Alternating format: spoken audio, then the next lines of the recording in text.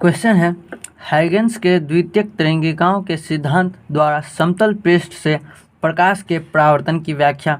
ये class 12th physics का question है जो कि बहुत ही मोस्ट इंपॉर्टेंट क्वेश्चन है। इसमें दो तरह के क्वेश्चन पूछे जाते हैं। पहला, समतल पृष्ठ से प्रकाश के परावर्तन की व्याख्या, और दूसरा में ये क्वेश्चन पूछे जाते हैं समतल पृष्ठ से प्रकाश के अपवर्तन की व्याख्या। तो सबसे पहले परावर्तन की व्याख्या देख लेते हैं। इसमें जो मोस्ट इंपॉर्टेंट होता है ये डायग्राम होता है। अगर आप इस डायग्राम को समझ जाते हैं तो डायग्राम को समझकर इसका जितना भी डेरिवेशंस होता है ये आप डेरिवेशंस आप खुद से लिख सकते हैं। तो सबसे पहले इस फिगर को समझते हैं। इस फिगर को बनाने के लिए सबसे पहले हमको करना क्या है, सबसे पहले एक समतल पृष्ठ लेना है। तो मैंने एक समतल पृष्ठ ले लिया, इसे एक समतल पृष्ठ ले लिया। देख सकते हैं यहाँ पे एक्स एक्स डैश एक समतल पृष्ठ है। तो समतल पृष्ठ मैंने एक सबसे पहले ले लिया। इसके बाद हम दो समांतर किरण लेंगे। तो यहाँ पे ये दो किरणें, जो एक यहाँ से है और दूसरा ये यहाँ से है, दो समांतर किरण ले लिए। तो जब पहला किरण यहाँ से आया और यहाँ से टकराने के बाद अपने दूसरी दिशा में लौट गया, ठीक है। इसके बाद दूसरा किरण ये आया और पृष्ठ से टकराने के बाद इधर चले गया, ठीक है। ये दो किरण मैंने सबसे पहले ले लिया और इसके बाद मैंने यहाँ पर एक तरंगाग्र ले लिया, ए बी तिरछी तरंगाग्र ले लिया, जो क्या है आपतित तरंगाग्र है।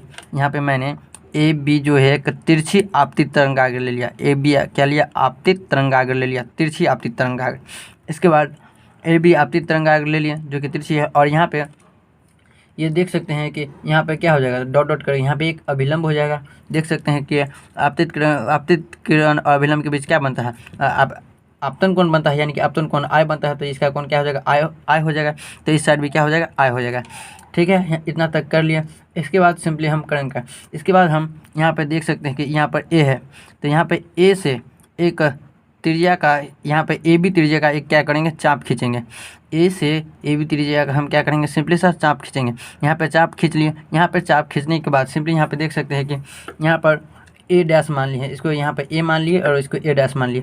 ए डैश मानने के बाद सिंपली हम यहाँ से यहाँ पे जहाँ पे चाप खींचे हैं उसको स्पर्श कर दिए। स्पर्श कर दिए तो ये क्या हो गया, ये एक परावर्तित तरंगाग्र, ये आपतित तरंगाग्र हो गया, ए बी आपतित तरंगाग्र हो गया और ए डैश बी डैश क्या हो गया, परावर्तित तरंगाग्र हो गया। तो परावर्तित, और यहाँ पे बीच में क्या हो जाएगा, अभिलंब हो जाएगा। तो परावर्तित तरंगाग्र और अभिलंब के बीच परावर्तन कोण बनता है, यानी कि आर होता है। तो यहाँ पे क्या हो जाएगा, इसे आर से डिनोट्स कर लिए, ठीक है। अब इसके बाद इस डेरिवेशन को हम लिखेंगे। तो सबसे पहले हमने क्या किया, माना कि एक्स एक्स डैश एक समतल पृष्ठ है। एक्स एक्स डैश हम क्या लिया, एक समतल पृष्ठ या फिर अपवर्तक पृष्ठ भी लिख सकते हैं। तो इसे एक्स एक्स डैश एक क्या लिए, समतल पृष्ठ लिए, जिस पर समतल तरंगाग्र ए बी किरण तिरछी आपतित होती है।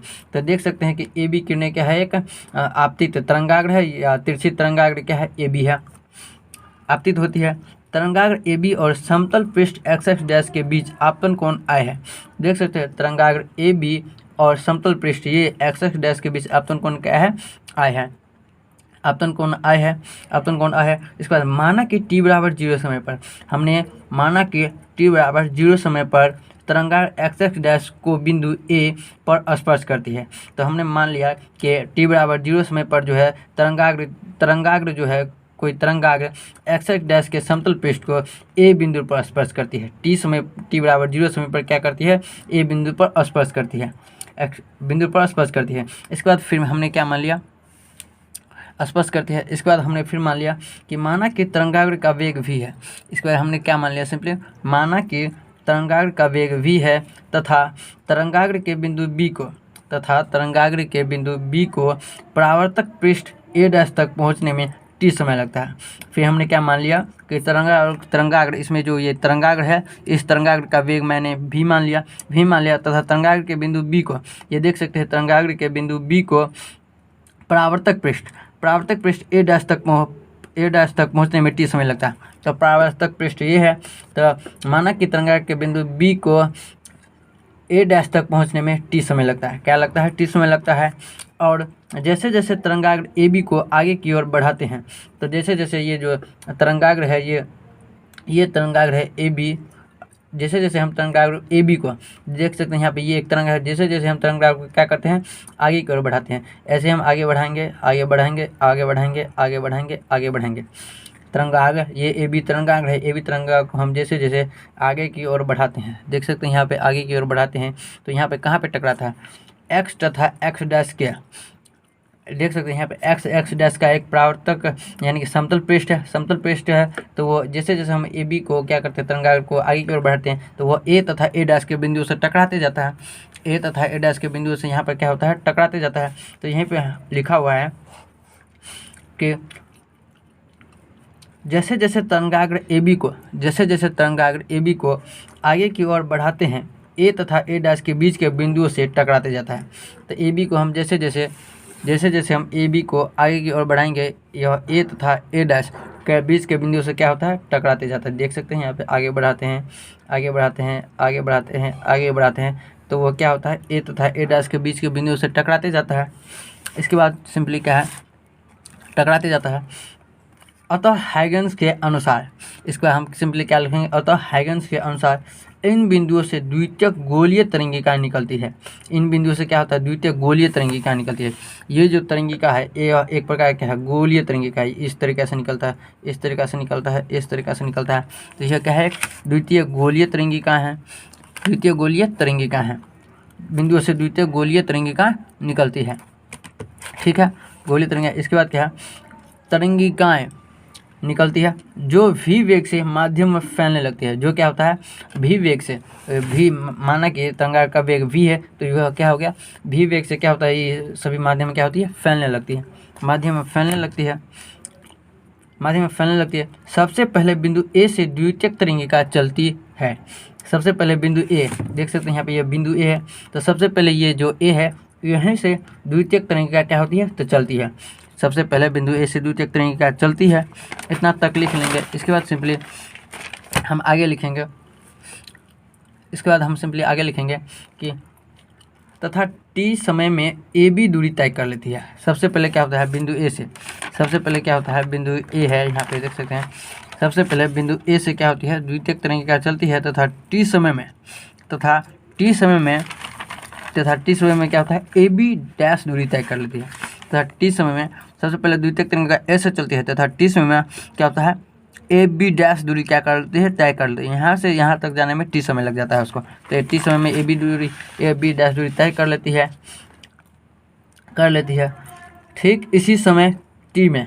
ठीक इसी समय में बिंदु बी चलकर ए डैश तक पहुँच जाती है। ठीक इसी समय क्या होता है, ठीक इसी समय बिंदु बी चलकर ए डैश तक पहुँच जाती है। सेम फिगर है, तो इस फिगर के हिसाब से हम समझते हैं। तो क्या कहता है यहाँ पे, बोलता है कि टी समय में ए बी दूरी तय कर लेता है। तो देख सकते हैं यहाँ पे टी समय में क्या होता है, ए बी डैश दूरी क्या कर लेता है, वो तय कर लेता है टी समय में। फिर क्या है, बिंदु बी, इसी समय में बिंदु बी चलकर ए डैश तक पहुँच जाता है। फिर इसी समय में क्या होता है, इसी समय जो बिंदु ये बी है, बिंदु बी चलकर ए डैश तक पहुंच जाता है। बिंदु बी जो है, ठीक इसी समय में बिंदु बी जो है चलकर ए डैश तक पहुंच जाता है। क्या होता है, ए डैश तक पहुंच जाता है। इसके बाद आगे देखते हैं, पहुंच जाता है जहां से अब द्वितीयक तरंगिका चलनी शुरू होती है। इसके बाद क्या होता है, बी चलकर ए डैश तक पहुंच जाती है। अब यहीं से क्या होता है, द्वितीयक तरंगिका चलती है, द्वितीयक तरंगिका चलने लगती है।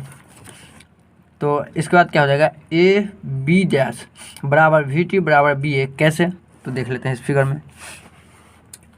ए बी, यहाँ पर देख सकते हैं कि ए बी डैश, सिंपली हम क्या देख सकते हैं, ए बी डैश, ए से लेके ए बी डैश तक पहुँचने में हमको टी समय लगता है और वी दूरी है। ए से लेके बी डैश तय करने में हमको टी समय लगता है और क्या है, भी वेग से ये चलता है, ठीक है। इसके बाद बी से लेके ए डैश तक पहुंचने में हमको टी समय लगता है और भी वेग से क्या होता है, चलता है। तो ये क्या हो जाएगा, ए पी डैश बराबर हो जाएगा भी टी के, क्योंकि दोनों में तो एक ही लगता है, समय वेग दोनों का एक ही है। और इसके बाद बी से ए डैश तक पहुंचने में भी वही लगता है। तो ये तीनों क्या हो जाएगा, बराबर हो जाएंगे। तो वही लिखा है, ए बी डैश बराबर भी टी बराबर बी ए डैश, इतना लिख लिए। इसके बाद सिंपली हमको क्या करना है कि बिंदु ए को केंद्र मानकर, ये क्या है, बिंदु ए है, बिंदु ए को केंद्र मानकर ए बी त्रिज्या का, देख सकते हैं यहाँ पे बिंदु ए को केंद्र मानकर ए बी डैश त्रिज्या का क्या करते हैं, ए बी डैश त्रिज्या का एक क्या करते हैं, यहाँ से एक चाप खींचते हैं। क्या करते हैं, यहाँ पे एक ऐसे ऐसे पकड़ कर और ऐसे हम चाप खींचते हैं।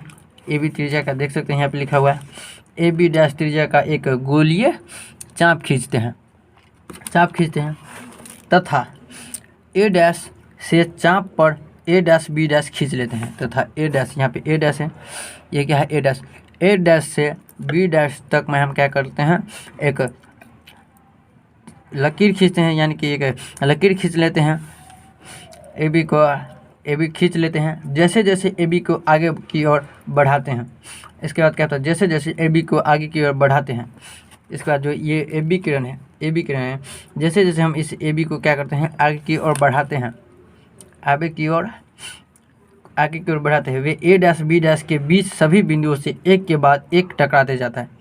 ए डैश बी डैश के बीच सभी बिंदुओं से एक के बाद एक टकराते जाता है। इसके बाद क्या होता है, यहाँ पे ए डैश और बी डैश है, तो ये किरणें क्या होता है, इससे टकराते जाता है, इससे टकराते जाता है, इससे टकरा जाता है, ए डैश इससे टकराते जाता है, तो ये इससे क्या होता है, टकराते जाता है, इस किरण से टकरा जाता है। अतः हैगन्स के अनुसार ए डैश बी डैश परावर्तित तरंगाग्र है। हमने शुरू में ही कहा था कि ए डैश बी डैश क्या है, ए डैश बी डैश क्या है, एक परावर्तित तरंगाग्र है। ये दोनों क्या है, एक परावर्तित तरंगाग्र है। इसके बाद हम सिंपली देख लेते हैं। इसके बाद क्या हो जाएगा कि यहाँ पे त्रिभुज ए बी ए डैश तथा त्रिभुज A B dash A dash देख लेते हैं। इस फिगर में त्रिभुज A B dash A dash हुआ एक त्रिभुज। इसके बाद A B dash A dash क्या है, एक पहला त्रिभुज है। इसके बाद simply A B A dash ये दूसरा त्रिभुज है, तो सिंपली हम लिख सकते हैं कि A B A dash A B dash A dash ये दोनों क्या है, एक त्रिभुज है। तो लिखेंगे ए बी ए डैश, देख सकते हैं यहाँ से यहाँ तक क्या हो गया, एक त्रिभुज हो गया। फिर यहाँ से यहाँ तक क्या हो गया, एक त्रिभुज हो गया। लिख सकते हैं कि ए बी ए डैश तथा A B dash A dash क्या है, एक त्रिभुज है तथा त्रिभुज है, लिख सकते हैं। इसके बाद इसका कोण ए बी ए डैश बराबर हो जाएगा कोण A B dash A dash के। क्यों बराबर हो जाएगा, तो देख सकते हैं यहाँ पे ए लिखा हुआ है, ए बी और ए डैश ये क्या है, एक त्रिभुज है। इसके बाद A B dash A dash क्या है, ये दोनों क्या है, एक समकोण त्रिभुज है। तो थ्योरम होता है वो समकोण त्रिभुज में जब इसकी दो भुजा बराबर होते हैं वो त्रिभुज क्या होता है, बराबर हो जाते हैं। तो ये क्या हो जाएगा, एक समकोण त्रिभुज होगा। तो ये दोनों क्या हो जाएगा, एक दूसरे के इक्वल हो जाएगा। तो इसके बाद ए डैश बराबर ए डैश बराबर ए डैश क्योंकि ये दोनों क्या है, एक उभयनिष्ठ है, ए और ए डैश। देख सकते हैं कि ए बी ए डैश एक त्रिभुज है, ए बी डैश और ए डैश ये भी एक त्रिभुज है। तो इन दोनों में ये जो कर्ण है, ये भुजा है, ये एक भुजा है जो क्या है, दोनों में उभयनिष्ठ है। तो ये दोनों आपस में क्या होंगे, इक्वल होंगे। किससे, तो कर्ण से क। इसके बाद बी ए डैश बराबर ए बी डैश, इसके बाद क्या लिखा है, बी ए डैश बराबर ए बी डैश होगा। ये दोनों के बराबर क्या हो जाएगा, इक्वल हो जाएगा। ये दोनों क्या होगा, इक्वल हो जाएगा। कैसे इक्वल होगा, तो देख लेते हैं कैसे इक्वल होगा। तो यहाँ पर बी और ए डैश और बी डैश और ए डैश, बी से ए डैश तक और बी डैश से ए डैश तक पहुंचने में हमको भी टी समय लगता है और भी दूरी तय करना पड़ता है, यानी कि भी वेग से क्या होता है, माध्यम में फैन लगता है। तो बी से ए डैश तक पहुंचने में यहाँ पे क्या है, ए डैश है, क्या है यहाँ पे ए डैश है, ए डैश यहाँ तक पहुँचने में दोनों का क्या होगा, यहाँ पर फिर क्या हो जाएगा, तीनों इक्वल हो जाएगा। किससे, तो भुजा का। ये दोनों क्या है, भुजा इक्वल आपस में क्या है, इक्वल है, इसीलिए। इसके बाद ये स्वकभु यानी कि सर्वाम समता से थ्योरम होता है। ये तीनों क्या है, एक सर्वाम समता से है। और इसके बाद क्या हो जाएगा, त्रिभुज ए बी ए डैश, इसके बाद सर्वाम सम का ये चिन्ह है और त्रिभुज A B dash A dash क्या हो जाएगा, दोनों सर्वाम सम हो जाएगा। सर्वाम सम हो जाएगा तो इसमें हो जाएगा बी, सिंपली क्या हो जाएगा, इसमें बी और ए डैश क्या हो जाएगा, बी ए और ए डैश, बी ए और ए डैश बराबर जो हो जाएगा बी ए डैश और ए के बराबर हो जाएगा। क्यों, क्योंकि यहाँ पे बी ए और ए डैश एक त्रिभुज है और इसके बाद बी डैश ए डैश और ए क्या है, एक त्रिभुज है। ये दोनों क्या हो जाएंगे, आपस में इक्वल हो जाएंगे, आपस में इक्वल हो जाएंगे, आपस में इक्वल हो जाएंगे। इसके बाद सिंपली हम लिख सकते हैं कि आई बराबर आर। जब ये दोनों कोण बराबर हो, त्रिभुज बराबर होंगे, तो इसका जो आपतन कोण है और परावर्तन कोण है, ये दोनों क्या हो जाएंगे, आपस में इक्वल हो जाएंगे। ये दोनों आपस में क्या हो जाएंगे, इक्वल हो जाएंगे। तो अब इसके बाद हो जाएगा आपतन कोण बराबर परावर्तन कोण, और यह परावर्तन का दूसरा नियम है। आपतित तरंगाग्र ए बी, परावर्तित तरंगाग्र ए डैश बी डैश तथा अभिलंब एक ही समतल एक्स एक्स डैश पर स्थित है, जो परावर्तन का प्रथम नियम है। जो क्या है, परावर्तन का प्रथम नियम है। इसी से हैगेन्स का मेरा जो द्वितीयक नियम है वो हमारा क्या हो गया, प्रूव्ड हो गया। ये यहाँ पे है, कहाँ गया फिगर, देख लेते हैं यहाँ पे। ये क्या है, ए बी आपतित तरंग, ये आपतित किरण, तथा ये ए डैश बी डैश क्या है, परावर्तित तरंग, तथा एक्स एक्स डैश अभिलंब, तीनों एक ही समतल पर स्थित है, जो क्या है परावर्तन का प्रथम नियम है। जो क्या है, परावर्तन का प्रथम नियम है। इससे हमारा जो ये हैगेन्स का क्वेश्चन है ये हमारा प्रूव्ड हो गया। तो अगले वीडियो में हम देखने वाले हैं कि समतल पृष्ठ से प्रकाश के अपवर्तन की व्याख्या। तो बस आज के लिए बस इतना ही। तो मिलते हैं अगले वीडियो में, तब तक के लिए बाय बाय। और चैनल पर पहले बार आए तो हमारे इस चैनल को सब्सक्राइब जरूर कर लें, क्योंकि 2022 के एग्ज़ाम के लिए बहुत ही इंपॉर्टेंट क्वेश्चन मैं बताता हूँ और बताते रहूँगा एग्ज़ाम तक।